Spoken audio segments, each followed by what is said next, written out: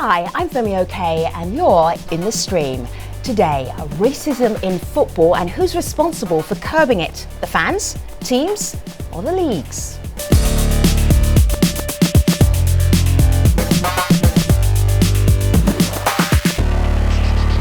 Our digital producer Malika Bilal is a football expert. Well, she is now. I am now. She will explain the offside rule to you, but via Twitter, no doubt. I'm calling foul. All right. I'm an expert after doing the research for this show. Very good. But our community, they all love soccer / football. And if there's one thing that gets our community talking about, it's sports. Sure. So we have gotten tweets from all over the world, just indicative of how global this conversation is. Here's one from Virginia here in the US. We also got a tweet from Sydney, Australia, and all the way in Dhaka, Bangladesh. Keep the conversation going wherever you are in the world. Tweet us your questions and comments with hashtag AJStream. And Twitter isn't the only place that you can keep up with our topics. You can also follow us on Vine to get a heads up on upcoming shows. And you can Vine your idea for us and it could end up in the stream. You go to vine.co/AJStream. And if you can put an idea in 6 seconds, we can't wait to hear it.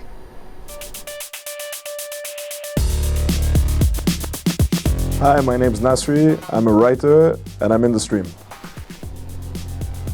From monkey chants in the stands to bananas being thrown onto the field, football's battle against racism has been going on for decades. Players have been suspended and fined for making racist insults, and some fans have even been banned for life from attending games. But despite the education initiatives, sanctions and regulations, racism is still a problem in the sport. So who is responsible for regulating fans' behaviour, and what more can be done to curb racism in football? To help us talk about this, we're joined from Paris by John Amici. He's a psychologist, a best-selling author and a former professional basketball player. On Skype, Piara Poa is an executive director of the Football Against Racism in Europe network. Jamie Cleland is a professor of criminology and a social policy at Loughborough University in the United Kingdom, and he's also the author of Football's Dark Side: Corruption, Homophobia, Violence and Racism in the Beautiful Game.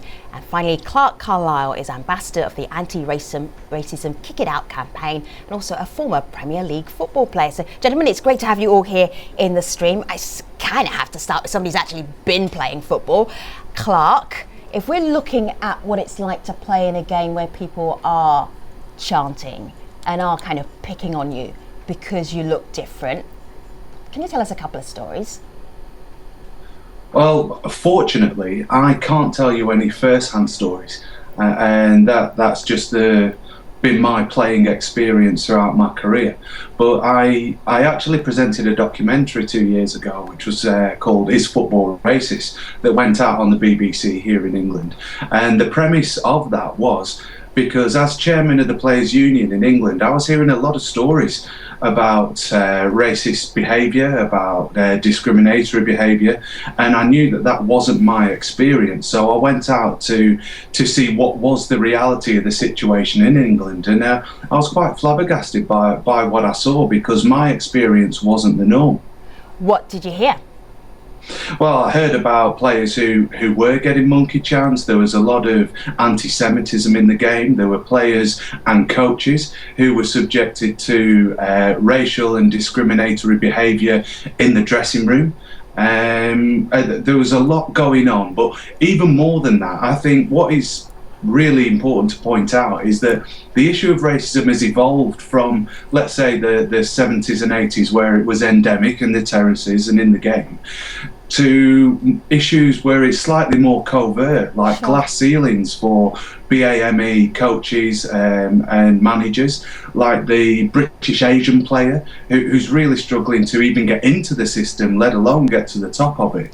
You know, so I think we really have to address how racism has evolved over the last few decades. Do you know what I don't get, Jamie? And that's, I don't get why there are other sports that have international players in, say, for instance, cricket and rugby, and they're not necessarily tarred with this racist fans brush. What is it about? Is it about something about football? Is it something about the fans that makes some of them so racist? We've got to try and understand that football is a very territorial type of sport, and fans in football think that they act as the 12th man. they feel like they have an influence on the game. And in some cases, like Clark referred to, in the 1970s and 1980s, that would be overtly racist chanting against sort of black players.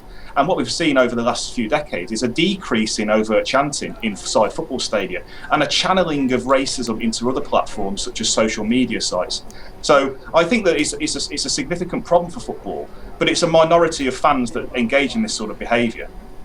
Well, our community wants to talk about some of the reactions that footballers have had to some of these racist incidents and whether or not these reactions are effective. So on one person, Stephen tweets in that if footballers stay on the field chanting, the racist chanting against them needs to be widely condemned and serious action needs to be taken. And if they walk off the field, as an AC Milan player did not too long ago, then they need to be supported. Another person, Piara, writes in that this walking off the field is a completely understandable response that hopefully generates awareness. What's your thought on an appropriate response that will actually mean something towards combating this?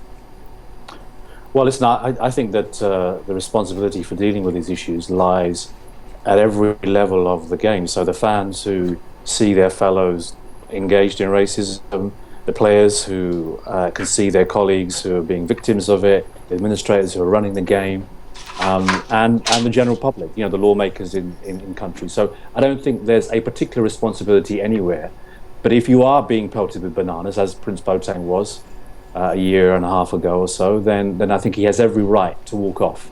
And I think sometimes we often wish that more players would walk off to show a very sort of militant, very active way of dealing with an issue that they're confronted with.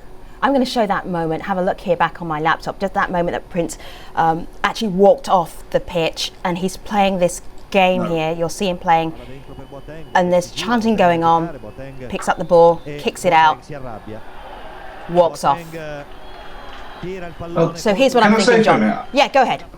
I think it's a response that I have wholeheartedly supported, and that's because as a player on the football pitch, that's your workplace, and you put your faith in the authorities to deal with any such incident within the powers that they have.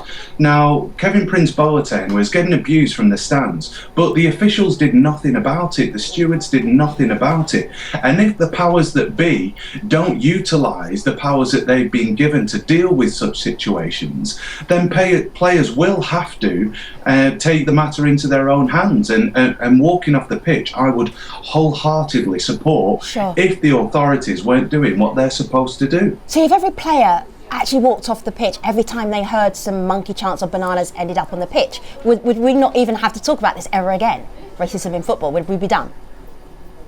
No, that's not the truth, because you see, we think about this ideological time, the utopia when there's no racism in the world. Let's be honest, if we're going to have a frank and honest discussion about racism, it will exist in society. And footballers and football fans are all a product of the society that they're grown up in. And while there is a minority of opinion that has these unacceptable prejudices and discriminatory behaviour, some of those will find their way into the football arena or any other walk of life. All we can hope for is that as an industry, we utilise our powers to educate the people from the bottom up, that we utilise the powers to impose sanctions from the top down and minimise the number of times that we see and hear these things. Sure. There's one more thing I want to play. We actually did this on the stream a little while ago, which was an Instagram that went viral, and there's a whole hashtag campaign, which is Dani Alves when some bananas were actually flown on the pitch. And have a look here on my laptop and you can see what happened if you haven't already seen it.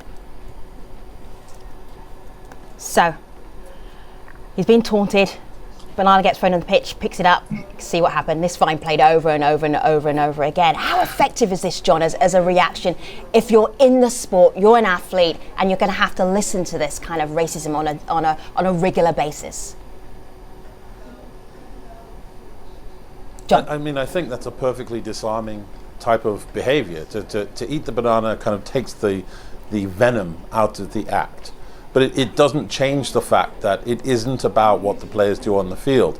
I personally think that the players, especially in football, especially in the Premier League in Britain, are nowhere near as activist as they need to be to actually address some of the more systematic, institutionalized racism issues, like the BME coaches' glass ceiling, if you like, they aren't even close to being activist enough to deal with that problem effectively. Right. So it's all right for them to do the pithy and the clever and the witty to diffuse the situation, but the fact is that football itself at every level, from the governing bodies, the international governing bodies, right down to the regional bodies that cover football, they've created a context where behaviors that are extraordinarily unacceptable, the moment you step outside of that field that your son is practicing on a Sunday, or that venue that your team is playing in the derby match, the moment you step outside, most of the fans wouldn't dream of behaving in the ways that we see them behave on the field. And yes, Britain has had some examples, Italy, Spain, but there's pure fascism in the stands in Eastern Europe as well. So the problem is huge and ever expanding, it seems.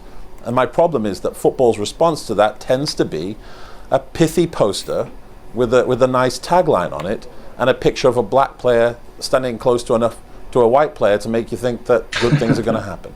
See, Jamie, I see you nodding. What's behind that nod?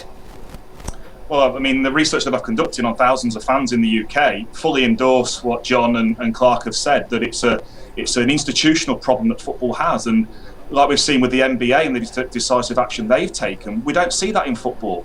What's happened over the last few days is that Sepp Blatter and Michel Platini have wheeled themselves out against racism, ironically enough, because a World Cup's about to start in Brazil and they've got to protect their commercial interest. All right, so Sepp Blatter is the president of FIFA and Michel Platini, is the president of UEFA, the Football Confederation of Europe. Right. And they just seem very reluctant to tackle this issue. That incident there that you just shown to the viewers of Dani Alves, Villarreal were fined less than £10,000 for that incident. So it just shows you anyway how much little attention and focus is given to racism in football across Europe and also across the world.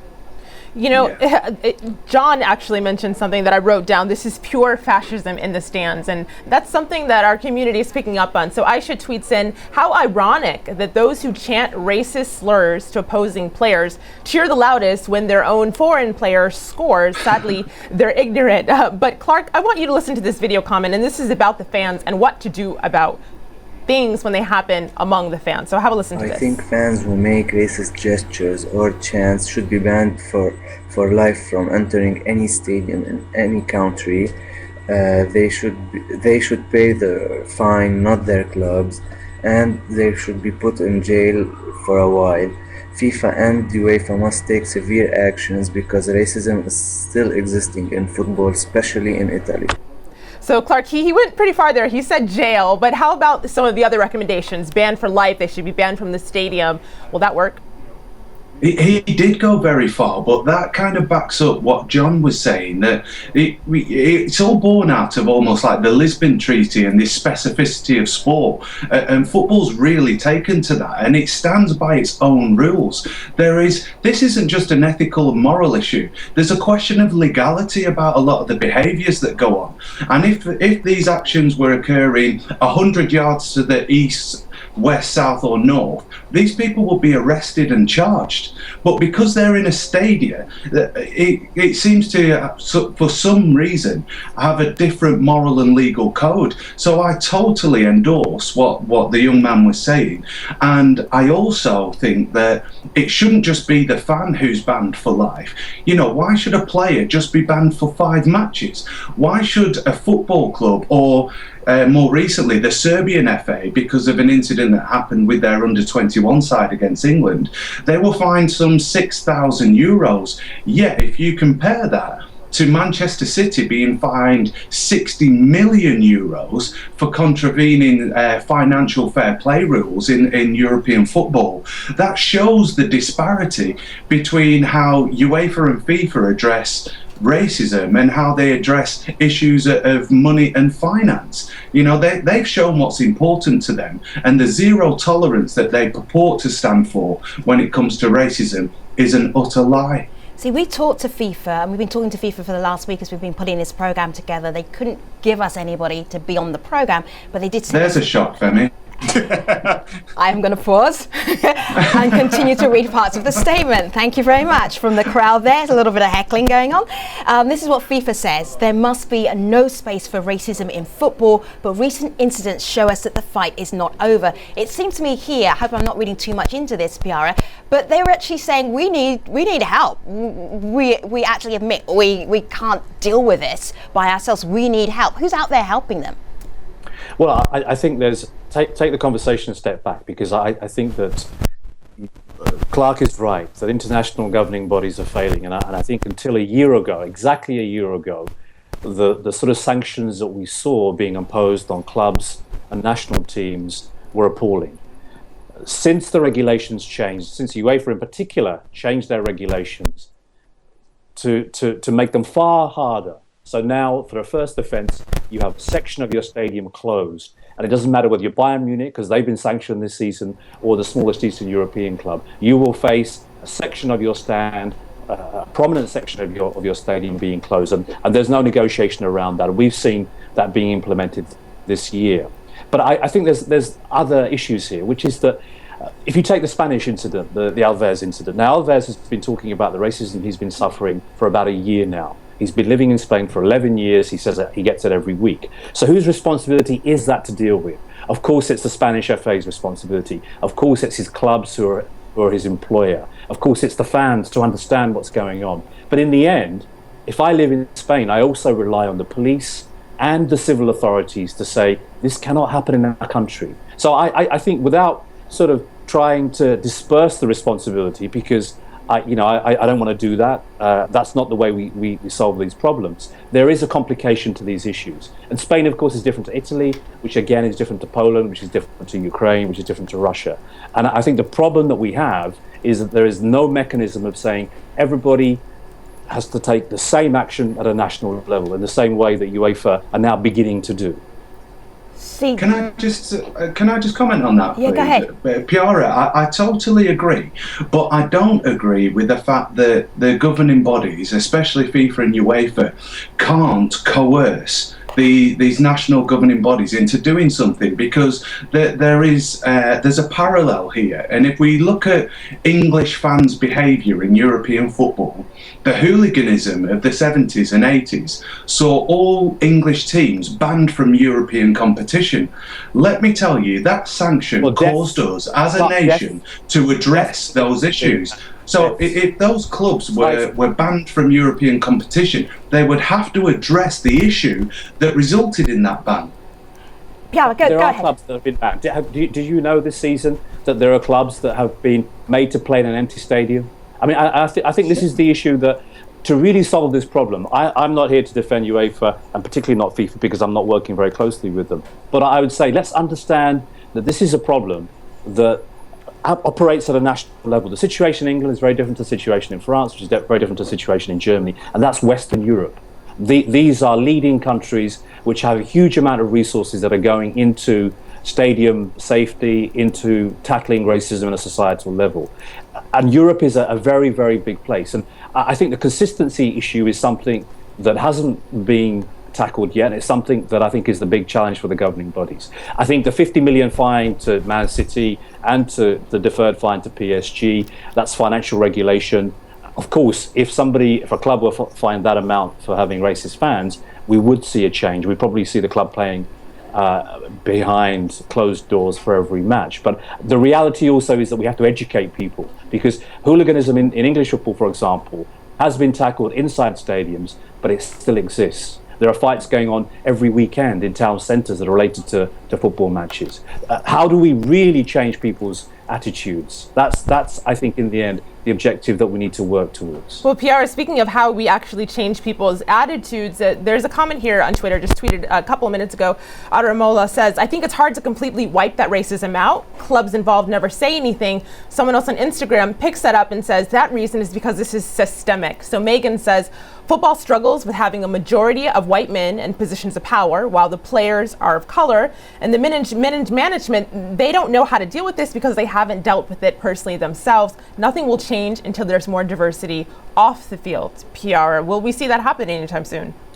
I think actually I agree with your last tweeter that is a necessity until the game really embraces diversity, until we see leaders that are off the field of play, until we see black guys who are running football at a club level or a governing body level, people will not respect black athletes. For me, it's as simple as that. And then, of course, if you look at other issues, here in England, we talk about the long struggle that we've had with racism.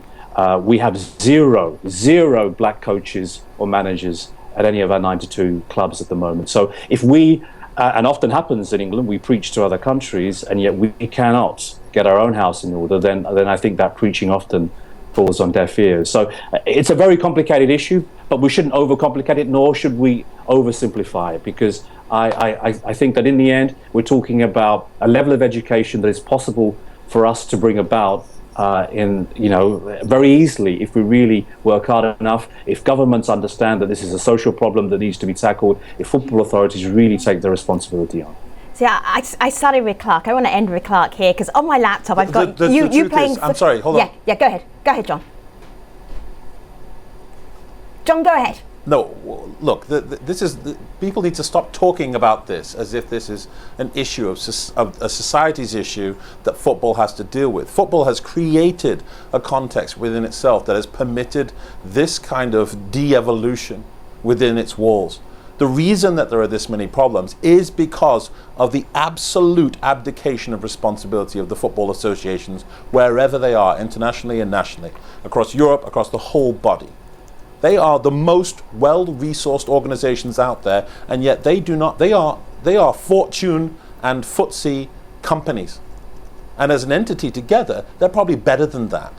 And yet somehow they don't manage to do as well as the sponsors who put their names on their jerseys. They can do better. They don't want to do better.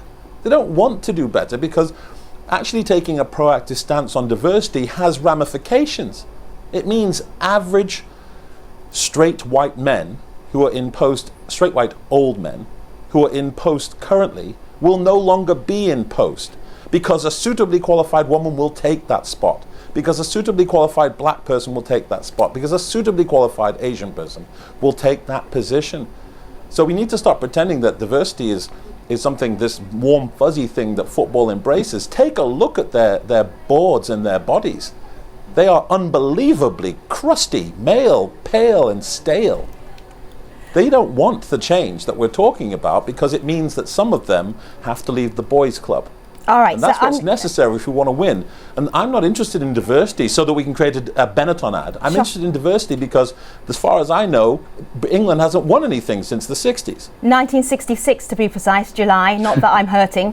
All right, so come back here to my laptop. We started with Clark. I want to end with Clark. We're talking about football. We have a football player, a former football player in our midst here. He's not crusty, he's not male, he's not pale, he's not stale. Why was it, that's a great quote, why was it that you didn't feel that racism? Why was it that you escaped? Is it something about the way you played? Is it something about you as a person? Why?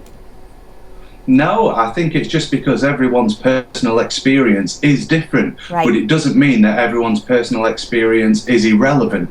And that's what I think is vitally important. You corral everybody's experience to get a clear picture of what is going on.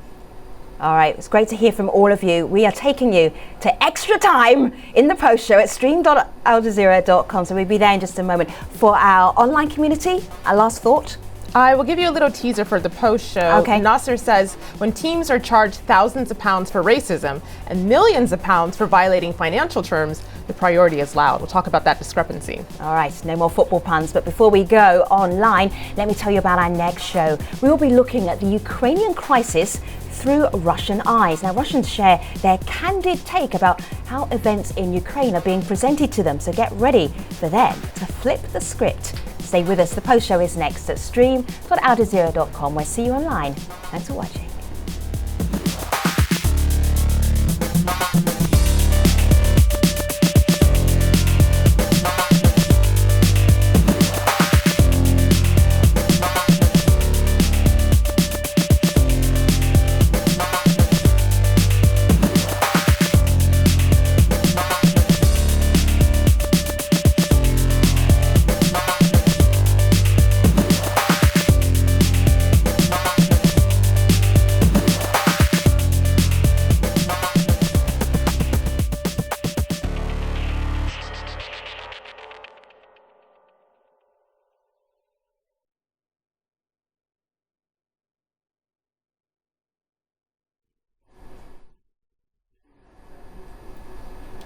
Hello again, this is the Streams Online Post Show and we're talking about racism in football. So let's get right back to that conversation via my laptop. So we also heard from UEFA. UEFA right now just pushing out some of their sanctions and about their zero tolerance for racism. And so just here coming up on, actually it was just today, no let up in UEFA racism fight. You click on that, you hear about the sanctions, and then there's a let's say a sarcastic tweet. This comes in from Paddy Power. Let's have a look at UEFA's guide to punishing racism in football. At the top, non-stop monkey noises, close 16% of your stadium. Sporadic monkey noises, no pocket money for a week. Throwing a banana, naughty step. Second offence, I'll get dad. First offence, slap on the wrist. So this tweeter for sure is not thinking that there's anything with any substance that is going to come from the football authorities. Fiara, I know you work with UEFA. I know you don't work quite so well with FIFA. Is this sarcasm? Is it warranted? These are the guys that paid a player $90,000, I think it was, to pull up his pants and have an advert. So they've got a. They're very good at guerrilla marketing, so I don't take much of what Paddy Power says very seriously. Let's talk about the real issues. And the real issues are that racism has an impact on human beings, it's corrosive towards society, and the big problem we've got is how we manage to affect the change that we need to affect at a national level. Because if I'm really honest, FIFA needs to give a lead, UEFA needs to give a lead. But we didn't need UEFA or FIFA when we were tackling this problem when it was at its worst in the 70s and 80s. And things have changed since the 70s and 80s. So how did that work? What happened? Well, people took responsibility. I think in the end it came like all good movements. There was a bottom-up movement. There were fans who were saying enough is enough. There were players who said, I'm not taking this anymore. And then the administrators fell in line. I understood it was they had an obligation, a financial obligation, a moral obligation to do the right thing. And I think we're at that same position in a lot of other countries. Spain is a great example. The Spanish don't talk about race in their country. Football allows them to talk about race, sadly, through incidents of banana throwing. And now it's about who grasps the metal there and really takes the fight on to affect the change that Spain needs to see. Well, John, I want to bring you in here because we entered the post show going out on a tweet about discrepancy in sanctions. And so we also got a video comment from someone, a football fan, and he had a thought on that. Have a listen to this, and I'd like your thoughts after. Overt racism is taboo, but institutional racism is alive and well. I think there are 2 or 3 black coaches in Europe's top 5 leagues, and that's out of almost 100 teams. So racist incidents like the one at the Estadio Madrigal, they're not going anywhere until UEFA and clubs can prove through their actions that racism is a major priority. I think Villarreal received a smaller fine for the banana throwing than a guy did for having an advertisement printed out on his underwear. So I would say to UEFA, show us that you're serious. So, John, that discrepancy and giving a bigger fine for advertising against the rules versus a racist incident, is that one way to show that these people are serious? Yeah, well, I mean, while sanctions are not the entire answer because there is a fundamental intrinsic rot that has to be dealt with, the fact that you can get fined more for wearing the wrong kind of branded underwear than you can for throwing a banana on the field or for saying the wrong kind of word is an embarrassment. It shows you that for this sport, they are not yet ready to even start to tackle the issue. I want to go back to some of the campaigns. There are about 5 or 6 campaigns that are going around Europe right now, anti-racism campaigns, diversity campaigns, specifically focused on football and the game. So, Clark, if I come back to you, you're an ambassador for one of them. Why do you think this is the way to go? Why do you think that what you're doing will be effective? Well, I'm actually an ambassador for 2, for Kick It Out and also for Show Racing the Red Card in England. Right. And I think these are a fundamental part of the solution. It's got to be a classic pincer movement. We need to have the relevant authorities to take a really aggressive and punitive stance at the top end, but also we need to educate our next generation at the bottom end so that they don't fall foul to the prejudicial and discriminatory thoughts and actions that many of my generation and older have fallen foul of. So the reason why I think that these guys are so important is because they do that they're tapping into the future footballer, the future football fan, the future football administrator. Yes, absolutely. And hopefully, sorry, John, go on. No, I was just going to say there, Clark, I fully endorse what you're saying. It's, we can't change the way that people think, but we can change the way that they behave. And you and sort of PR are sort of two sort of nice guys in terms of saying this, but I think the amount of money that's in football, all it takes is an increase in the amount of money that these federations and national associations give to anti-discrimination campaigns, like yourselves and PRers. You kick it out as an organisation in terms of anti-racism in the UK. There's probably got less than 10 people working in it with a budget of, correct me if I'm wrong, of about £300,000. I mean, that's a pittance in terms of the amount of money that's involved in the Premier League. All it takes is an increase, and then kick it out, and other anti-discrimination organisations fighting racism can actually do their job properly. They can get out into the communities in a lot more numbers than they are doing at present, and actually educate people and actually make them make them change their behaviour in terms of inside football stadiums. It's a minority of people, but we need the authorities to actually start to delve and to put some more money back into anti-discrimination campaigns.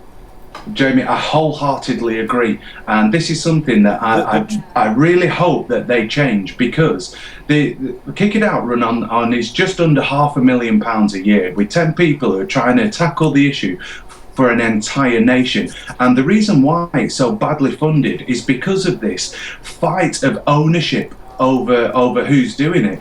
All the stakeholders in England, the PFA, the FA, the Premier League, they all put in their tuppence, and they all want to take credit for the works that are done. I believe that the funding of initiatives like this, like Kick It Out, should be taken from source. So when this multi-billion-pound sponsorship revenue comes in, it comes out there. And that way, there's no illusion of ownership. It's the entirety of football contributing to something that's not just for the greater good of football, but hopefully for the greater good of proliferating this message into society. Well, John, picking up on that money angle and hitting them where it hurts financially, Nay on Twitter writes, the international football federations could force teams to play fewer games in empty stadiums as one of those sanctions. Do you think this could be one of the things? Because already right now we see partial stadiums, and that's one of the sanctions, but playing to a completely empty house, could that work? I mean, that could be a widespread occurrence if football actually took this situation seriously, but they don't. They have the means. All the talk around this table, you've heard that football has the means to do more. So, John, what would it take? Because you've kind of got an outsider's view here. John, let me just ask you, because you made your case. But what would it take then? Does it have to be a moment, a milestone? What would it take? Resources are there. The will isn't. What will it take to make that transition? It doesn't take a moment or a milestone. What does it take then? It doesn't take a moment or a milestone. Organizational change is a well understood science. You have to have a group of people with enough leadership power who recognize a problem, create a sense of urgency, build a coalition of people in order to make the change required. I'm sorry, that is basic Cotter. That's been around for years and years and years. There are many derivations of that, but it is easy. The fact that we have an organization with means, and so many means, that chooses not to do that is what informs us of their perspective. They don't want to change. The way it is right now, the status quo is comfortable. The idea that they could turn around tomorrow, and if they really put in these changes, the game could look radically different. There could be a diversity of thought as they'd never imagined before, and potentially success that they could never bring us, is a horrifying spectre for them. Who's going to the World Cup? Anyone going to Brazil? Yes, I'll be there. All right, I'm pretending not to be jealous. Do you expect to see any kind of racism at the World Cup, or do you, when you get to that level, that people just care about the game? Well, do you know what happens, Femi, at things like the World Cup? And we saw it with the European Championships that have just gone. There was all the scaremongery about the attitude over in like Eastern Europe and what will happen. Because it's a festival, because it's a global event, everyone's on their best behaviour. And so I think that's what we'll see. Not that there usually is, racial tension in Brazil around football matches, but there is a lot of violent behaviour is being reported. But what I would expect to see is a nation on its best behaviour, because it's a global event and it's supposed to be a festival. What a shame we can't take some of that global spirit and bring it to every single football game around the world. Thank you very much to our guests. You were listening just there to Clark Carlisle. We also had John Amici with us, Piara Power, and also Jamie Cleland. It was great to have you all here on the programme. That conversation will continue on the ground, online, and probably in your own homes and pubs around the world as well. On the next show, we'll be looking at the Ukrainian crisis through Russian eyes. Russians share their candid take about how events in Ukraine are being presented to them. So get ready for them to flip the script. Until then, I'll see you online. Thanks for watching.